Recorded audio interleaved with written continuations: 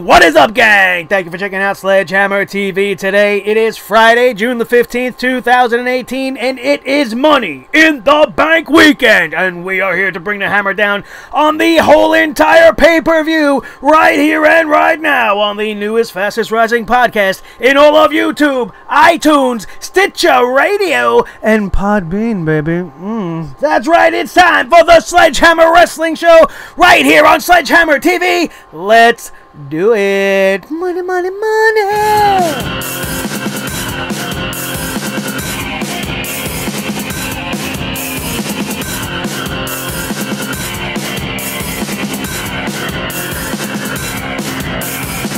Sledgehammer Wrestling Show.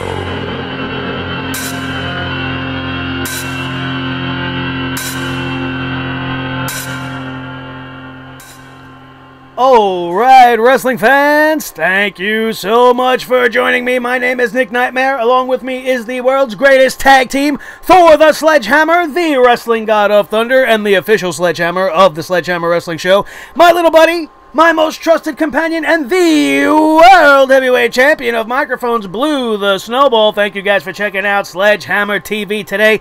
Let me turn off my cooling device that I almost forgot to turn off, and now it's probably less noisy. It's fucking hot today in New York City. We got a nice little breeze, but it is very hot when you go outside. My studio was absolutely stifling, so I got myself a little Arctic Air portable air conditioning ice box. It works absolutely fantastic because we need to keep our cool here today. Because Money in the Bank is probably one of the worst built up Big 5 pay-per-views I have come across in a long time. My biggest disappointment with Money in the Bank right off the bat is the WWE following Backlash had 6 weeks.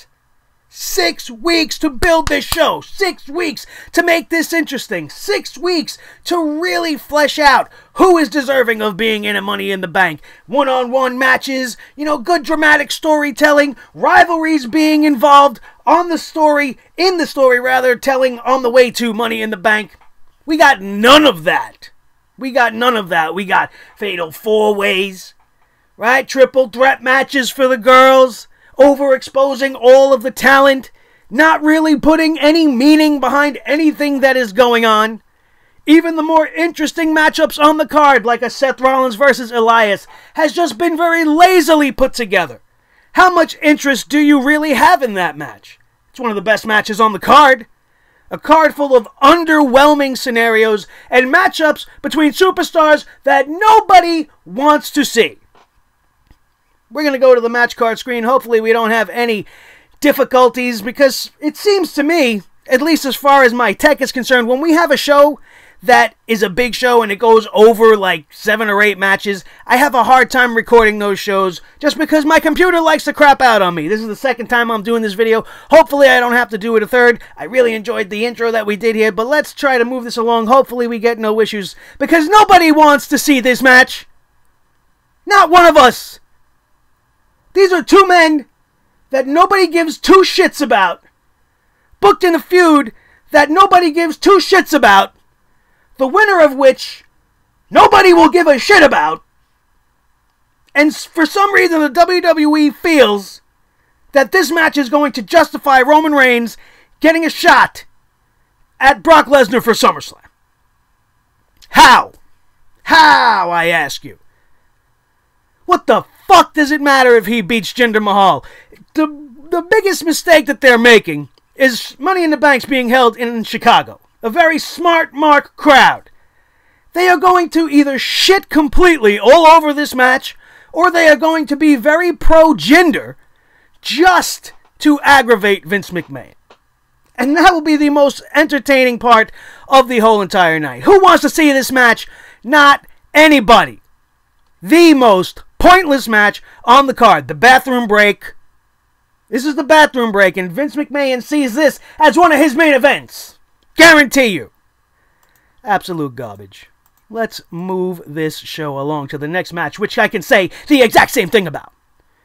Tremendously horrible storytelling, lackluster and lazy creative writing, unbelievably bad acting, coming from boring Trashley, who doesn't have 1/10 of the charisma of a Sami Zayn, who is getting lost and is now becoming one of the things you want to least see on Monday Night Raw, as opposed to where he was and where he was going before this alongside Kevin Owens. They took Sami Zayn and they threw him in the trash next to a big giant bag of boring Trashly.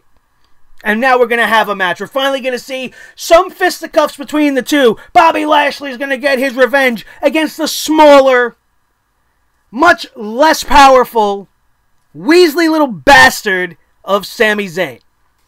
Do you care? I don't. I don't think anybody does. Absolutely horrible.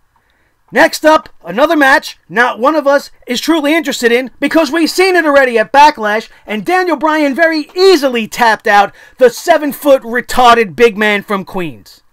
A guy who smiles with his 7-foot dimples and shows us a cardboard cutout that's 7 feet tall, as if we haven't heard him say that he's 7 feet tall enough, only to call Daniel Bryan a midget. A midget clown, as it were, comparing him to the tiny Bozo the Clown looking at the bottom. Horrible. This is what you want to write to make me give a shit? Daniel Bryan already beat him. He tapped him out. Every word that comes out of Big Cass's mouth doesn't mean a goddamn thing, because you already lost. Giving him any measure of vengeance and giving him the win just might give you a riotous Chicago crowd. They don't want to see Daniel Bryan lose to Big Cass. WWE could take this moment and try to build the heat machine around Big Cass. Try to get people to hate him, right? And book him to go over on Daniel Bryan, because Daniel Bryan's already got a win on Big Cass. Who wants to see that? Nobody. All three of these matches could even find their way onto the pre-show for all we know. That's where they deserve. No way that Vince McMahon would ever put Roman Reigns on a pre-show. I take that back. But God! These three matches are so unnecessary. You take them off the card, you actually might have a fantastic show, with the exception of the SmackDown Live Women's Championship. But let's keep rolling on this before we have technical difficulties. We got the tag team matchup. Do you care about this? Another lackluster build that's got nothing behind it, except for one singles match. Gallows and Anderson earned this opportunity by beating the New Day. And then we seen Carl Anderson beat Luke Harper in a singles match.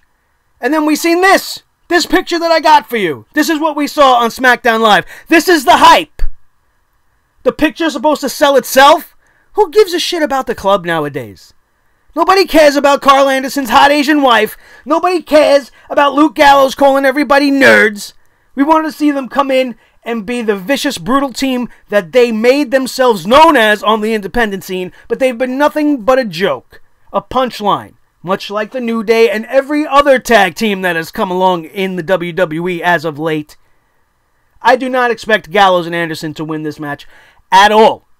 I think they're going to go with the Bludgeon Brothers and bring that on into SummerSlam. Maybe this is just the beginning of a feud between the two, or maybe this is just a one-off to get the Bludgeon Brothers on to the next opponent, whoever they may be, but I truly don't believe the WWE's got anything really planned. As far as the tag team division is concerned, they will remain your tag team champions. If I haven't been calling out the winners, I'm sorry, because it just, those first three matches, does it give a shit? You know Roman's gonna win. You know Bobby Lashley's gonna win. The only one that's up in the air is Daniel Bryan and Big Cass. And either way, if Daniel Bryan doesn't win, it's an epic failure because Big Cass is trash. And the last match we just talked about, I told you what I think. The championships will remain on the Bludgeon Brothers. In this scenario, this is one of the more unpredictable matches of the night. I love Seth Rollins. I love Elias. I know Seth Rollins does not want to walk with Elias following the guitar shot heard around the world on Monday Night Raw, which really kicked off this feud in a big way. We've had some great mic work between these two guys along the way. The one complaint I have in the Intercontinental Championship build on the way to Money in the Bank is that they kind of sidestepped it and just put it to the side so that they can use Seth Rollins to push the Roman Reigns agenda, to try to get some of his love rubbed off his shoulder onto the big dog. It's not working. It didn't work. It hasn't worked. If it didn't work when you put the Shield back together, it's definitely not going to work with a little mini reuniting of two members of the Shield. It's not going to matter. Do you give a shit about Roman Reigns' involvement throughout this whole thing? No. No. So that feud was piggybacked onto this feud in order to try to give that heat that it doesn't have. But this is going to be probably a great match. I hope they give it enough time to really, become something. Allow Elias and Seth Rollins to tell a great story. This guy, Seth Rollins, has been the MVP of Monday Night Raw throughout the year, giving us that gauntlet match, countless Intercontinental Championship matchups. Even if you want to include those tag team matchups, he has been the highlight of Raw. And I don't know whether or not the WWE is going to pull the trigger and give the strap to Elias and allow him to begin his reign as the Intercontinental Champion and elevate Seth Rollins back into the Universal Championship picture. That's what I kind of would like to see, because I feel a little bit like Rollins is above the Intercontinental Championship. He's given us quality IC matches. He's doing justice to the IC title. But I think that with the Universal Championship being gone for so long, it's time to get it back on to a homegrown guy who ain't going anywhere, and I think Seth Rollins is the perfect candidate. And then you have Finn Balor, possibly turn him heel. That could be the feud of the year leading into WrestleMania 35 on the Raw brand. I think it would be great, but I really don't think that's what we are going to get at all. I think they're going to stick with Seth Rollins for now because the plans for Brock and Roman are steadily in place for SummerSlam, and I don't think they're going to deviate from that. And why would they take away the Intercontinental Championship from who is the top man on the brand if they're not going to use him for the Universal title? So let's keep him where he's at. Although I would love the win for Elias, I just don't see it happening. Not yet. Maybe SummerSlam rematch. Maybe it'll happen then. I don't see it happening now.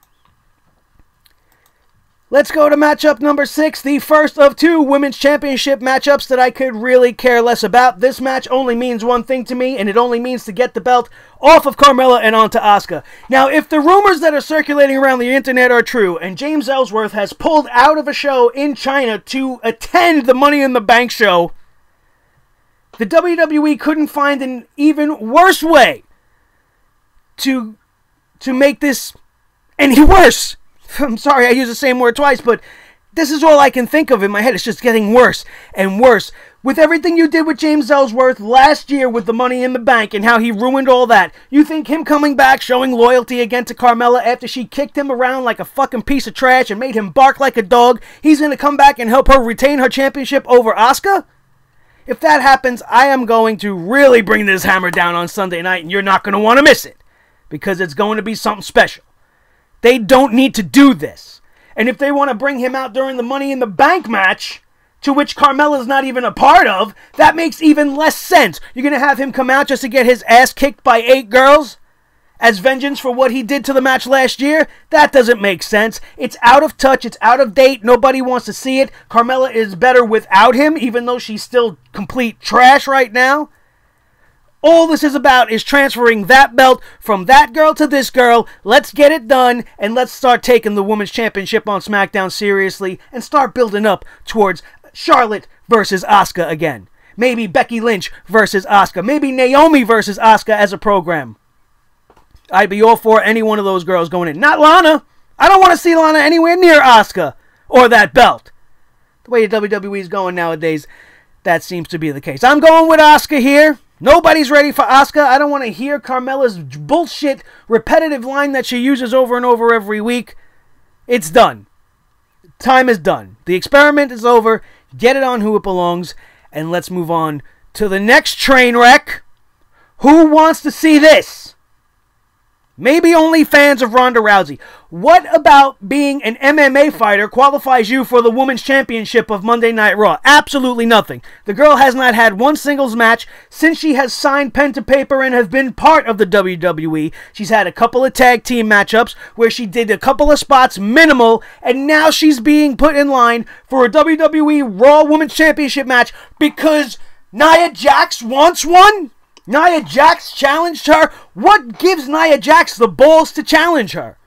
She has become the equivalent to the Big Show in the women's division. We don't know if she's good or if she's bad. One week she's beating up no-name talents and bullying them. The next week she wants to be friends and is worried about Natalya because she blew out her leg during their match. And then you got her and Ronda Rousey in the ring. I'm Natty's friend. No, I'm Natty's friend. No, I'm Natty's friend. You get out of here. This is no place for you. I'm going to stay here because I'm big and I want to be friends with Natty. But meanwhile, last year you ragdolling some poor piece of trash all around the ring trying to use her as an example of what you're going to do to Ronda Rousey and people like Natalya.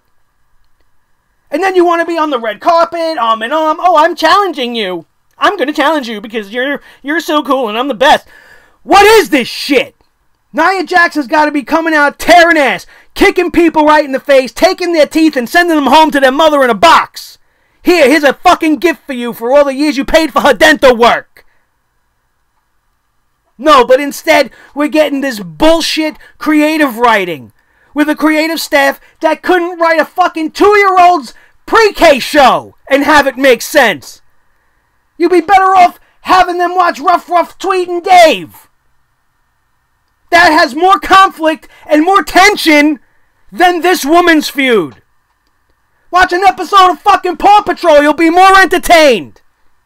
That's coming from a parent, obviously. I have to sit through so much stupid shit that my daughter loves to watch. And I find myself being more entertained than during a Monday Night Raw, especially if you want to compare it to this shit. You got Sasha Banks and Bayley and Ember Moon and Alexa Bliss and Mickie James all on this roster, and this is your champion. Somebody that has done nothing for 2 years but play second fiddle to Alexa Bliss. And then you want to have this girl come in out of the blue, cold as shit, barely done training, and you're going to gift her with a title shot over all the other girls just because of her name in MMA? What does that matter in the world of the WWE? Don't bring up Brock Lesnar. Don't give me that shit, because Brock Lesnar was a WWE superstar first. He was the World Heavyweight Champion first, before he even dreamt about being in the UFC. So Brock Lesnar's accolades and everything when he comes back, it makes sense, because this is something he's done with ease. He's beaten guys like Kurt Angle with ease in main events of WrestleMania. What is the reasoning for Ronda here? To make a big splash? To grab the fucking headlines? If the Women's Money in the Bank match happens before this title match and Natalya wins, you can guarantee she is going to cash in during this match, swerve Ronda Rousey, and I'm not really a fan of that. Not because of the swerve on Rousey, not because I think Natalya is not deserving, but because I don't like cash-ins on the same night. You want to have the briefcase, you want to hold the briefcase, you want to be smart about it, you want to be calculating. You got to play it like Edge did, like Seth Rollins did.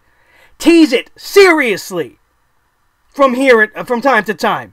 And when they do so, can we send a fucking memo to the referees so that they know that the big gold or green or white box that has the words Money in the Bank on it means to ring the fucking bell? So we don't have any of this fucking bullshit, ridiculous cash-ins that don't happen because you make the referees seem like complete inept retards. Send the memo out, please. Because I don't want to see that kind of shit anymore. What's the point of having a Money in the Bank if the referees don't know how to fucking execute it properly and it looks horrible? And I don't want to see that shit happening, especially on the night of Money in the Bank. It's going to be the name of the pay-per-view. She's going to come out, she's going to hand him the briefcase. He's not going to know what to do. It's Money in the Bank. God, I say this all the time, and it just fucking makes me irate. But who cares about this match? Not me, not you. Let's move along. I don't think either one of these women are going to end up holding that belt at the end of the night. I think the Money in the Bank is going to have a lot to do with it. If it goes on before or after if this match takes place before the Money in the Bank, obviously that's not going to be the case. But that doesn't mean it won't end in some sort of a fuck finish of some sort. And I don't care. I really don't. Moving on to the next. The Women's Money in the Bank. This is a pretty good field with the exception of the lady to the far left of you. Nobody gives a shit about Lana's involvement. She does not pose any type of a threat in this match. And if the WWE dares to make this woman win this match over the rest of the field that is being included in it, then we are truly lost. And there will be no coming back, and there is no hope. There is no hope for the future. I don't even give a shit if they give it to Rusev just to do the Mr. and Mrs. thing. No! It's not worth it. Your winner of this match is one of these three right here, in my opinion. I understand the Ronda Rousey initiative and Natalya and the friendship. It couldn't be more clear as day what your plans are probably going to be. But if it was my choice, You're going to go with Charlotte Flair, you're going to go with Ember Moon, you're going to go with Becky Lynch. You want to keep that briefcase going to somebody who needs that type of a moment. Charlotte Flair kind of has had her moments. She's had her title shots. It wouldn't be beyond the shadow of a doubt to believe that she feels she needs the Money in the Bank to get that rematch at Asuka when she beats Carmella earlier this night.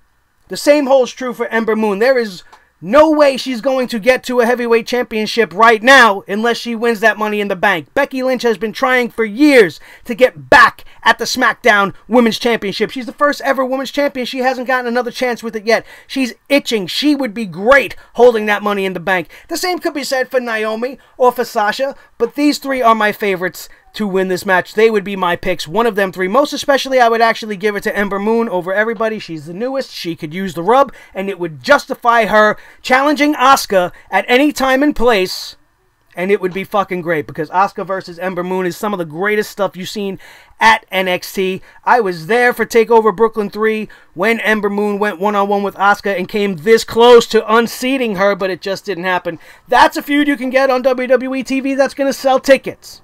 Going to put butts in seats. Not Lana. Not Natty versus Ronda Rousey. Ronda Rousey has her fan base. They're going to come just for her. It don't matter who you put against her. This Money in the Bank better not be ruined by a James Ellsworth. I see his involvement probably more in the Carmella match than in the Money in the Bank match itself. It wouldn't make any sense, since Carmella is not in this match, for him to poke his ugly chinless face in here. So I don't want to see that. My pick to win officially is going to be Natalya, although my heart wants it to be Ember Moon. That's what's going to happen here. Moving along, getting down to the final two matchups, the men's Money in the Bank, in probably what is the most unpredictable Money in the Bank for the men in years, and that's not because of the appearance of Bobby Roode, who's absolutely worthless in this match and is not going to win the Money in the Bank. But when you look at the field and you see a Samoa Joe, you see a Kevin Owens, you see a Braun Strowman, you see Rusev, you see Finn Balor, we still don't know which one of the New Day is going to be in this, which is a great psychological advantage that they have going into this thing. Nobody knows which one of the New Day is truly going to be in it. I expect for it to be Big E, and if it is, that makes it even more unpredictable. Not that I think that the New Day is going to come out and win this thing, but look at the talent here. How can you pick Rusev over Braun Strowman? How can you pick anybody over Braun Strowman?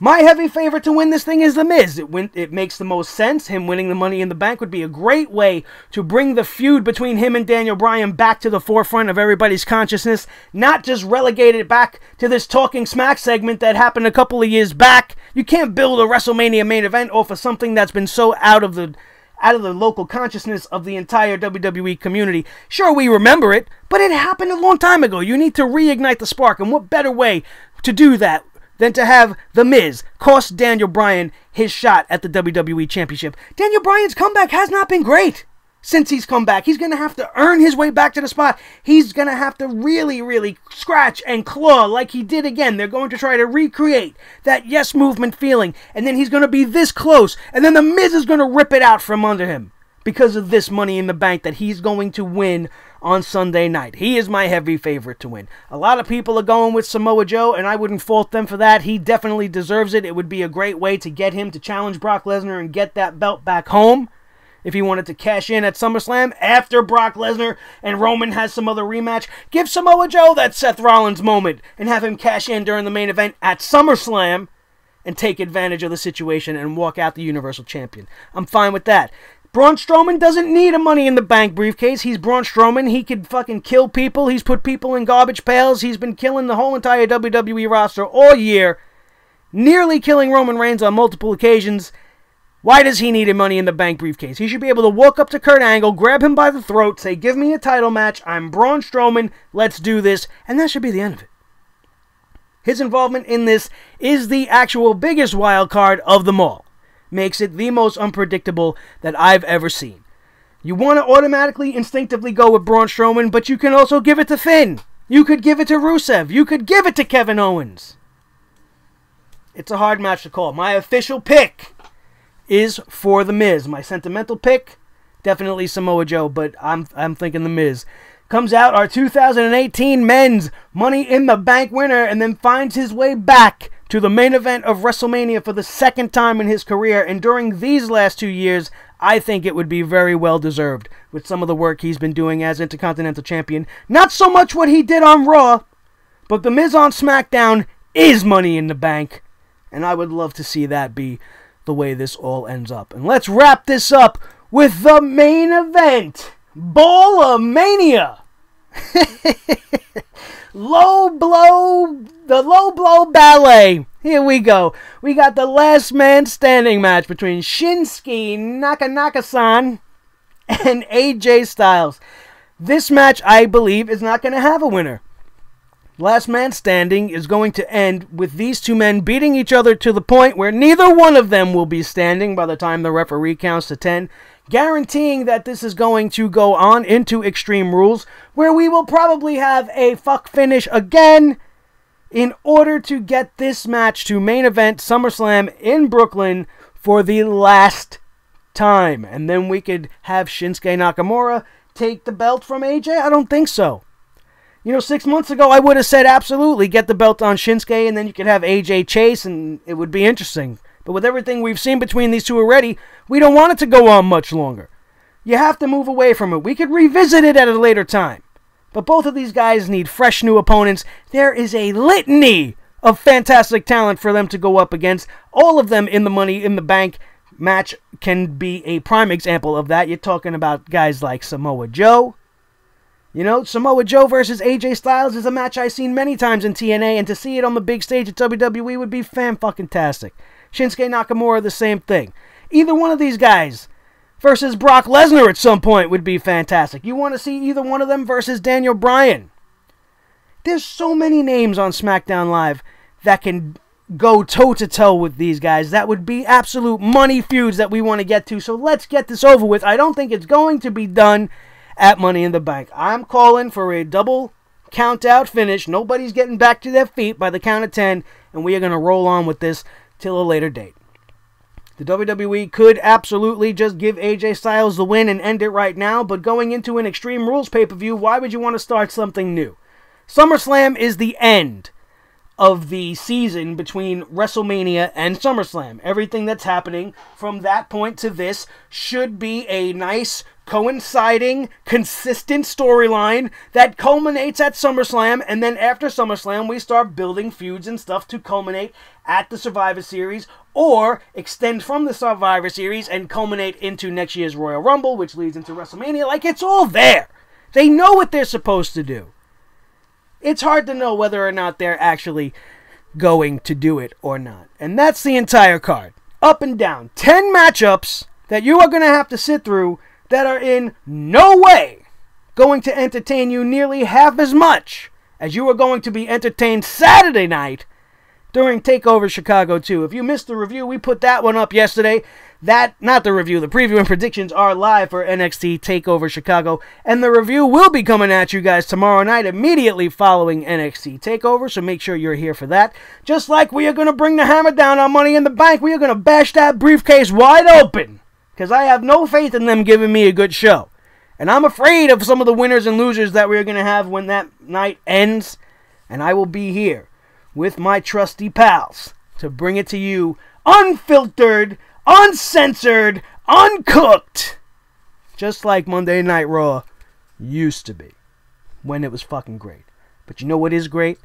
We are, and you are, for being here with us for our Money in the Bank preview and prediction show. Thank you all so much for being here. Do not forget, if you are not already a member of the Sledgehammer Club, which I'm sure most of you already are, all you have to do to join is hit that subscribe button, then ring the notification bell like you're hitting the ringside bell to stop a match you don't want to see, like Roman and Jinder. Ring, ring, ring, ring, ring, ring, ring.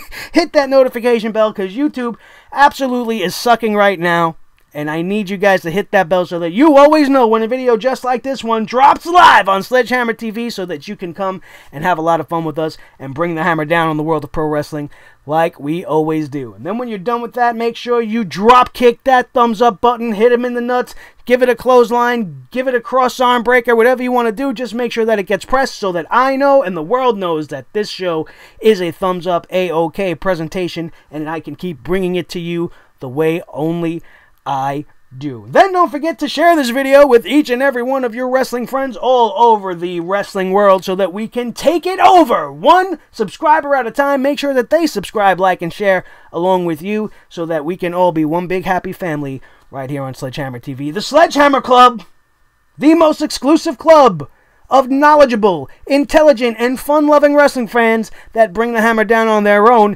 In that comment section down there, which is yours, as always, light it up. Let me know what you guys think is going to go down at Money in the Bank. Did you agree with my picks? Do you disagree? Let me know. I want to hear from you. As always, it's one of my favorite things to do, reading my comment section down below. Thank you all again so very, very much. My name is Nick Nightmare, if you missed it at the beginning. This is Thor the Sledgehammer, the wrestling god of thunder, and the official sledgehammer of the Sledgehammer Wrestling Show, and of course, the world heavyweight champion of microphones, the Snowball. This has been the Sledgehammer Wrestling Show, right here on Sledgehammer TV, also available on iTunes, Stitcher, Radio, and Podbean, baby. Why don't you take that? Take it nice and deep and you're gonna like it. I don't know why I'm getting carried away with that. Each and every episode I get a lot more sensual, a lot more sexual, a lot more tight. I like it very tight. You know what I mean? Alright, everybody, enough of that. This is probably the most fun you're going to have until you check out TakeOver Chicago. It's going to be a fantastic Saturday night. And then when the dust settles from that, we are going to be left in the aftermath with Money in the Bank. We'll have to see how it turns out. That is going to do it, and we are out of here. And we will see you next time right here on the newest, fastest rising podcast in all of YouTube, iTunes, Stitcher, Radio, and Podbean, baby. The Sledgehammer Wrestling Show. Thank you guys so much, and we will see you for all the reviews of everything this weekend right here on Sledgehammer TV. Have a good one.